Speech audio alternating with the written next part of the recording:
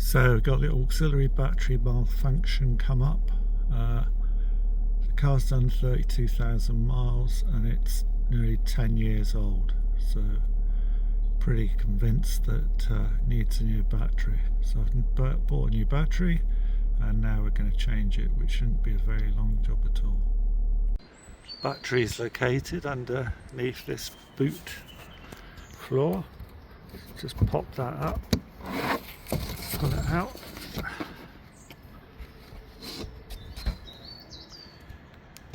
And you can see under here, can lift this one up and out.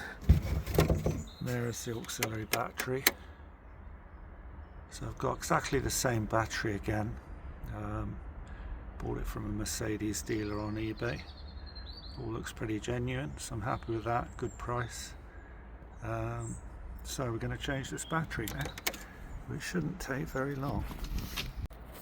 So this is a replacement battery, identical to the one that's in there, an FIAM marked Mercedes, and it's got the gas exhaust on the side, same there, that red one there. So it's a perfect match. So let's get to it. Just going to open the battery clamp first, and then I'll disconnect the terminals, negative first, positive last, and hopefully just swap it back in. I've checked the voltage on this one as it's arrived. It's showing 13 volts, so there's plenty of charge on it. I don't need to get any more charge, so it couldn't have been stood around very long. So let's have a go. So I've now changed it. This is the new one. It literally took 5 minutes. I expect the whole job's going to take less than 10 minutes. Don't over tighten those two. Make sure we put the gas release back in. Tightened up there. I undid that one first so I could get to that one easier. So the clamp does come up between that gap, which I did think it might hit, but it came up perfectly, no problem. So that's the job done. Now just going to check the car's, the fault is gone and it's all up and running. Right, moment of truth. Just put the key in, turn the ignition. Nothing's come up there. Car starts. I'll check for any messages.